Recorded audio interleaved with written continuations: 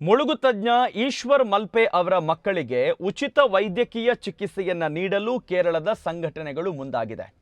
ಈಶ್ವರ್ ಮಲ್ಪೆ ಅವರ ಮಕ್ಕಳಾದ ಕಾರ್ತಿಕ್ 23 ವರ್ಷ ಮತ್ತು ಬ್ರಾಹ್ಮಿ 7 ವರ್ಷ ಅವರನ್ನ ಅಗತ್ಯ ಚಿಕಿತ್ಸೆಗಾಗಿ ಈಗ ಕೇರಳದ ಕೋಝಿಕೋಡ್ನಲ್ಲಿರುವ ಮಲ್ಟಿ ಸ್ಪೆಷಾಲಿಟಿ ಆಸ್ಪತ್ರೆಗೆ ದಾಖಲಿಸಲಾಗಿದೆ. ಮಕ್ಕಳಿಬ್ಬರು ಗಂಭೀರ ಆರೋಗ್ಯ ಸಮಸ್ಯೆಯಿಂದ ಬಳಲ್ತಾ ಇದ್ದು ಅವರ ಚಿಕಿತ್ಸೆಗೆ ಹಲವಾರು ಲಕ್ಷ ರೂಪಾಯಿನ ಅಗತ್ಯ ಇದೆ. ಶಿರೂರಿನಲ್ಲಿ ಭೂಕುಸಿತದಿಂದ ನದಿಯಲ್ಲಿ ಮುಳುಗಿ ಸಾವನ್ನಪ್ಪಿದ ಅರ್ಜುನ್ ಮೃತದೇಹವನ್ನು ಹೊರತೆಗೆಯುವಲ್ಲಿ ಈಶ್ವರ್ ಮಲ್ಪೆ ಅವರು ಪ್ರಮುಖ ಪಾತ್ರವನ್ನು ವಹಿಸಿದ್ದಾರೆ.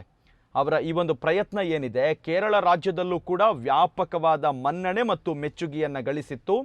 ಹಾಗಾಗಿ ಇದೀಗ ಕೇರಳದ ಸಂಸ್ಥೆಗಳು ಈಶ್ವರ್ ಮಲ್ಪೆ ಅವರ ಬೆಂಬಲಕ್ಕೆ ನಿಂತಿದ್ದಾರೆ. ಸದ್ಯ ಮಕ್ಕಳು ಆಸ್ಪತ್ರೆಯಲ್ಲಿ ಚಿಕಿತ್ಸೆಯನ್ನು ಪಡಿತಾ ಇದ್ದಾರೆ. ಅವರು ಸಂಪೂರ್ಣ ಗುಣಮುಖರು ಆಗಲಿದ್ದಾರೆ ಎನ್ನುವಂತಹ ನಂಬಿಕೆ ಕೂಡ ಇದೆ. ಸಂಘಟನೆಗಳ ಪ್ರತಿನಿಧಿಗಳು ಮಕ್ಕಳ ಚಿಕಿತ್ಸೆಗೆ ಅಗತ್ಯವಿರುವ ವೆಚ್ಚವನ್ನು ಭರಿಸಲು ಸಿದ್ಧರಿದ್ದಾರೆ ಎನ್ನುವ ಭರವಸೆಯನ್ನು ಕೂಡ ಕೊಟ್ಟಿದ್ದಾರೆ.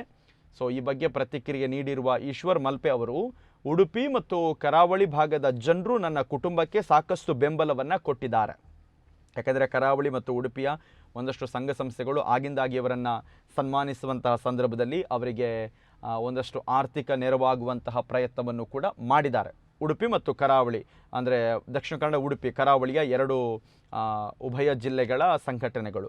ಆದರೆ ನನಗೆ ಸರ್ಕಾರದಿಂದ ಇದುವರೆಗೆ ಯಾವುದೇ ನೆರವು ಸಿಕ್ಕಿಲ್ಲ ಅನ್ನುವಂತಹ ಒಂದು ಬೇಸರವನ್ನು ಆಗಿಂದಾಗಿ ವ್ಯಕ್ತಪಡಿಸ್ತಾ ಇದ್ರು ಈಶ್ವರ್ ಮಲ್ಪೆ ಅವರು. ಈಗ ಮತ್ತೊಮ್ಮೆ ಅದನ್ನೇ ಹೇಳಿದ್ದಾರೆ.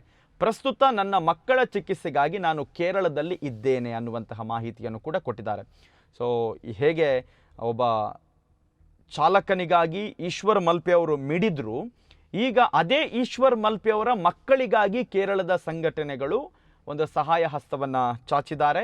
ಸದ್ಯ ಕೇರಳದಲ್ಲಿ ಆಸ್ಪತ್ರೆಗೂ ಕೂಡ ದಾಖಲು ಮಾಡಲಾಗಿದೆ. ಕಾರ್ತಿಕ್ 27 ಮತ್ತು ಬ್ರಾಹ್ಮಿ 7 ವರ್ಷ ಇವರ ಅಗತ್ಯ ಚಿಕಿತ್ಸೆಗಾಗಿ ಕೇರಳದ ಕೋಝಿಕೋಡ್ನಲ್ಲಿರುವಂಥ ಒಂದು ಮಲ್ಟಿ ಸ್ಪೆಷಾಲಿಟಿ ಆಸ್ಪತ್ರೆಗೆ ದಾಖಲಿಸಲಾಗಿದೆ. ಆ ಸಂಪೂರ್ಣ ಚಿಕಿತ್ಸಾ ವೆಚ್ಚ ಏನಿದೆ ಅದನ್ನು ನಾವು ಭರಿಸ್ತೇವೆ ಅಂತ ಕೇರಳದ ಸಂಘಟನೆಗಳು ಭರವಸೆಯನ್ನು ಕೊಟ್ಟಿರುವ ಹಿನ್ನೆಲೆಯಲ್ಲಿ ಸದ್ಯ ಈಶ್ವರ್ ಮಲ್ಪೆ ಕೇರಳದಲ್ಲೇ ಇದ್ದಾರೆ.